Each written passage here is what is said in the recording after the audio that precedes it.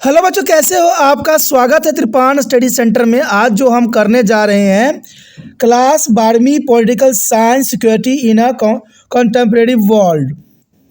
कक्षा 12वीं का जो राजनीति शास्त्र का हमारे समक्ष चैप्टर आया है, समकालीन विश्व में सुरक्षा, काफ़ी महत्वपूर्ण है।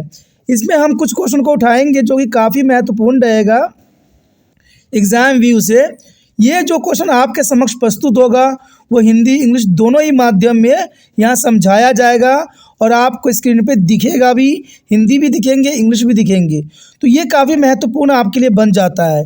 इसमें हम विस्तार पर चर्चा करेंगे, हर एक पहलू को एनालाइज करेंगे और समझेंगे हर एक छोटी बातों को जो अब तक आप नहीं समझ पाए थे। अब देखते हैं हमारा आज टॉपिक क्या है। परंपरागत धारणा में युद्ध नीति।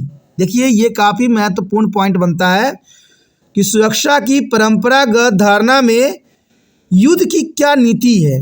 देखा जाए तो सुरक्षा की परंपरागत धारणा में स्वीकार किया जाता है कि हिंसा का इस्तेमाल यथासंभव सीमित होना चाहिए, क्योंकि देखा जाए सुरक्षा तो यही बात पे निर्धारित करती है कि जो हिंसा का जो इस्तेमाल है यथासंभव कम होना चाहिए, होना ही नहीं चाहिए। इसमें न्याय युद्ध की यूरोपीय परंपरा का ही यह परिवर्तित विस्तार है कि आज लगभग पूरा विश्व मानता है कि हमें जो है हिंसा का जो है कभी भी इस्तेमाल नहीं करना चाहिए, क्योंकि हिंसा से सिर्फ मानवता का ही नुकसान होता है। और यही बात यहाँ कुछ पॉइंट भी बता रहे हैं, और ये पॉइंट बताते हैं कि किसी देश के युद्ध उचित कारणों यानी आत्मरक्षा अथवा दूसरे को जनसंहार से बचाने के लिए ही करना चाहिए। देखिए, युद्ध जो होता है आज के समय में बेमतलब की जाती है। आज छोटे छोटे बातों पर लड़ते रहते हैं जिनका कोई यथार्थ अर्थ नहीं होता है। देखा जाए तो युद्ध तब लड़ना चाहिए जब कोई उचित कारण हो, किसी आत्मरक्षा की बात कही जाए और दूसरों को जनसंहार से बचाने के लिए युद्ध में कूदना चाहिए। लेकिन आज देखा जाए तो युद्ध छोटी छोटी बातें छोटी छोटी कारणों से हो रही है। ये बहुत बड़ी समस्या विश्व के लिए यहाँ खड़ा किया है। देखा जाए तो इस दृष्टिकोण के अनुसार किसी युद्ध में युद्ध साधनों का इस्तेमाल होना चाहिए, और देखा जाए तो इसके कारण जो है हमें युद्ध में युद्ध का जो है सामानों का इस्तेमाल करना स्वाभाविक बना देता है। तो ये काफ़ी महत्वपूर्ण बात आता है। युद्धरत सेना को चाहिए कि वह संघर्ष विमुख शत्रु और निष्ठेय व्यक्तियों अथवा आत्मसमर्पण करने वाले शत्रु को न मारे। ये काफ़ी महत्वपूर्ण बात है। हमने कई जगह युद्ध देखे हैं इतिहास में जहाँ पर आत्मसमर्पण करने के बाद भी जो राजा थे उन्होंने अपने शत्रुओं को जो है मार दिया। तो गलत है ये।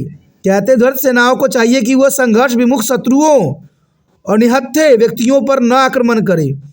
और देखिए, निहत्थे व्यक्ति की अगर बात आए तो आपको पता ही होगा कि आजकल बहुत सी युद्ध होते हैं, और उस युद्ध में जो है हमेशा मिसाइल का टारगेट जो होता है आम जनता होती है।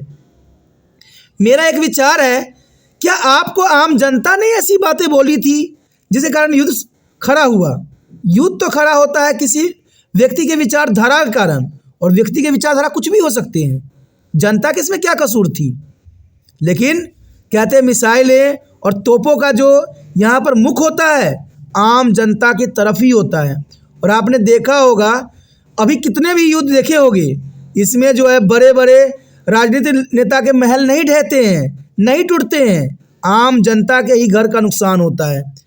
तो ये बात सभी देशों को समझना चाहिए कि हमें जनता से युद्ध नहीं कर रहे हैं, हम उस मंत्री से कर रहे हैं जिनका विचारधारा आपको मेल नहीं खाई और आपने हथियार उठा लिया। उस मंत्री को पकड़िए, उसको मारिए। जनता ने आपको क्या बिगाड़ा है?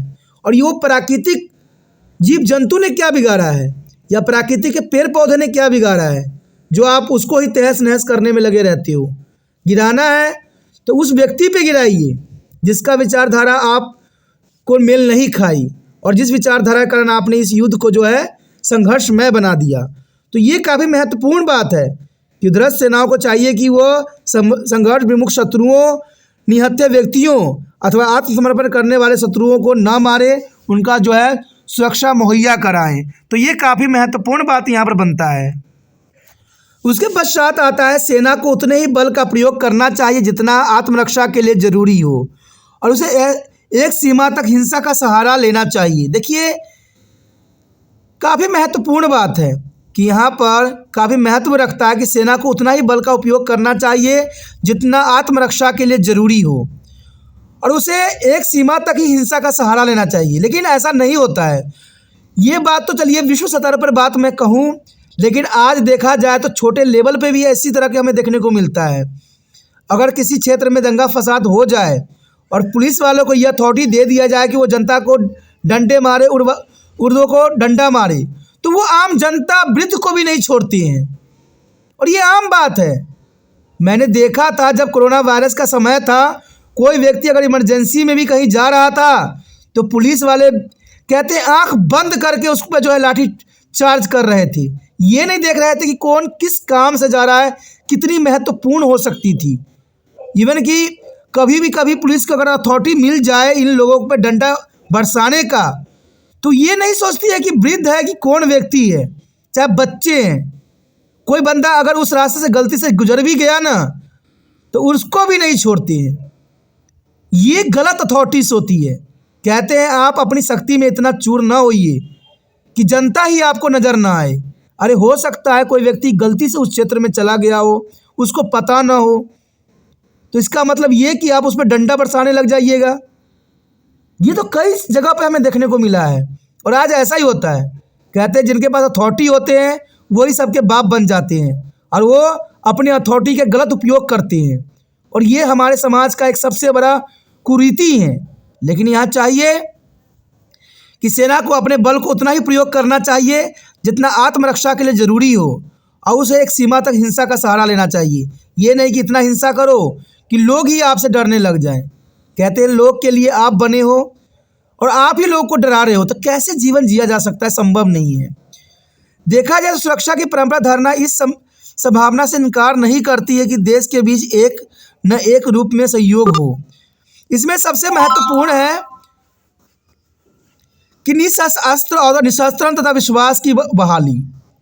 तो ये काफ़ी महत्वपूर्ण पॉइंट हमारे समक्ष आया है कि सुरक्षा की परंपरा का धारणा इस संभावना से इनकार नहीं करती है कि देश के बीच एक न एक जो है रूप में सहयोग हो। इसमें सबसे महत्वपूर्ण है कि निशस्त्रीकरण, अस्त्र नियंत्रण, विश्वास की बहाली हो। तो ये काफ़ी महत्वपूर्ण यहाँ पर बात रखता है। कहते हैं काफ़ी महत्वपूर्ण टॉपिक भी था। अगर आपको समझ में आया, अच्छा लगा और चाहते हो कि और भी वीडियो आपको इसी प्रकार प्राप्त होता रहे, तो जानना सी बात है आपको दोस्तों त्रिपान स्टडी सेंटर की मदद करने की आवश्यकता है। क्योंकि जितना त्रिपान स्टडी सेंटर आगे बढ़ेगा, जितना आप दूसरे बच्चों को शेयर कीजिएगा, जितने बच्चे देखेंगे उतना ही आपके लिए और वीडियो प्राप्त होगा। तो सोचिए नहीं, विचार न कीजिए, जो है इसको शेयर कीजिए। और शेयर करने के लिए कुछ नहीं करना है, यूट्यूब से लिंक को कॉपी करना है, व्हाट्सएप स्टेटस पर लगा देना है। पहली बार मेरे चैनल पे आए हो, पहली बार वीडियो देख रहे हो, समझ में आ रहा है, अच्छा लग रहा है और चाहते हो कि और भी वीडियो आपको इसी प्रकार प्राप्त होता रहे, तो जानना सी बात है दोस्तों, चलो सब्सक्राइब कर लीजिए। सब्सक्राइब कीजिएगा, तभी जो है आने वाला समय में और भी वीडियो का आपको नोटिफिकेशन मिलेगा। क्योंकि नोटिफिकेशन नहीं मिलेगा तो शायद उस वीडियो से आप अनभिज्ञ रह जाइएगा। इसलिए अच्छा है कि सब्सक्राइब कर लीजिए। सब्सक्राइब कीजिएगा तो यहाँ 8 से लेकर MA तक बच्चों के लिए बहुत कुछ है, ठीक है, और ये प्लेलिस्ट में आपको मिल जाएगा। इसलिए सोचिए नहीं, विचार न कीजिए, अभी त्रिपान स्टडी सेंटर को सब्सक्राइब करके अपने मोबाइल में सेव कीजिए।